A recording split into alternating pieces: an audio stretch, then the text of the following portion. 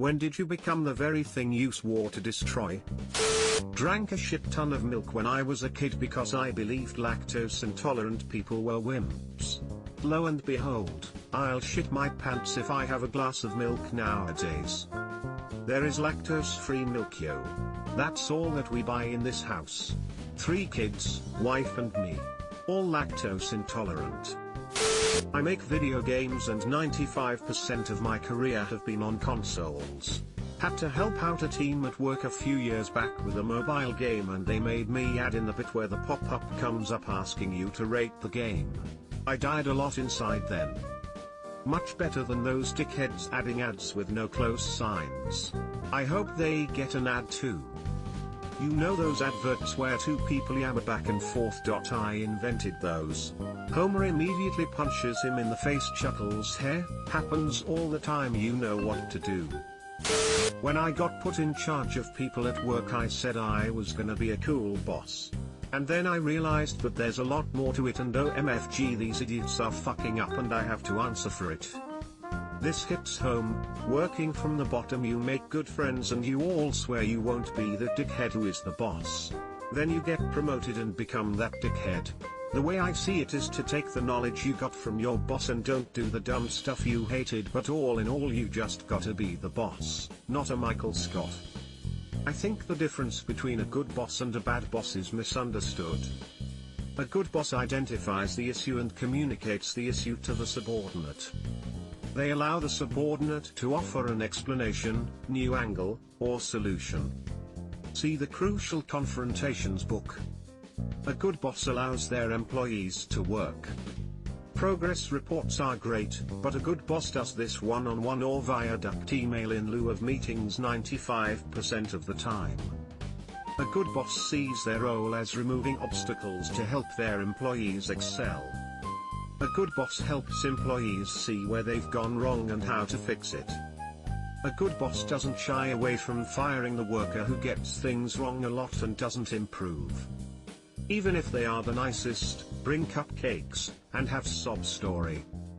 A good boss recognizes that a toxic person who causes drama cannot make up for the wasted time and energy by their own productivity. A good boss knows that their employees have the best information as to where inefficiencies and issues are. A good boss listens to employees. A good boss knows when changes need to be made, and when they can't, a good boss explains why. When I vacuumed up a Lego and was like, hey. I used to be anti-smartphone. Now if it's not by my side I go crazy. You sound exactly like my mom. In one breath she'll say look at everyone glued up their phones. And then in one swift move pull her phone out. I love my mom, but man it's annoying. Same. I had an old Nokia that was just calls, texts and Snake, right up until 2013. I finally caved and got a smartphone for the camera, but now I live on this damn thing, Reddit in particular, and it has been terrible for my ADHD. I bought Crocs and a weed whacker on the same day, end me now. Anyone can be a father, but it takes Crocs and a weed whacker to become a dad. Won the 8th grade poetry slam by writing a poem about my anger towards my grandfather for drinking and smoking himself to death. By my 22nd birthday I was putting down 2 packs of cigarettes and a pint every day. Now I'm 3 months sober and clean from cigs though. A few years ago I would say yo ironically to make fun of people who said yo. Now I start almost every conversation with yo dude. How long will it take people to learn this unbreakable law of the universe? Irony will always develop into sincerity, given enough time. I can't count how many cringy habits I've started this way. 2 years ago, I put down new grass in the small part of the front yard that I own. I sat down, picked up a book and read a bit in the garden. When I looked up my nephew from next door was rolling across my freshly laid down patch of grass. I told him to get off my lawn. I was 26. Age happens faster than you think. I'm a new house owner. I've just recently been finding poop in my yard from a dog I don't own. It's really pissing me off. Ha ha ha, this is really funny to me because I'm 32 and have a 7-year-old, and sometimes when we play, we pretend we're old people. He'll bend over and hold his back and then yell at me in an old man voice, "Get off my lawn you little whippersnapper." So I imagined you sounding like him, a 7-year-old yelling at another kid.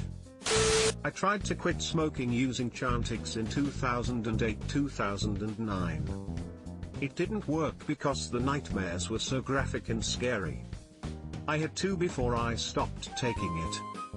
I don't remember the first one, but the second one, I killed a guy by removing his limbs very slowly. It really grossed me out.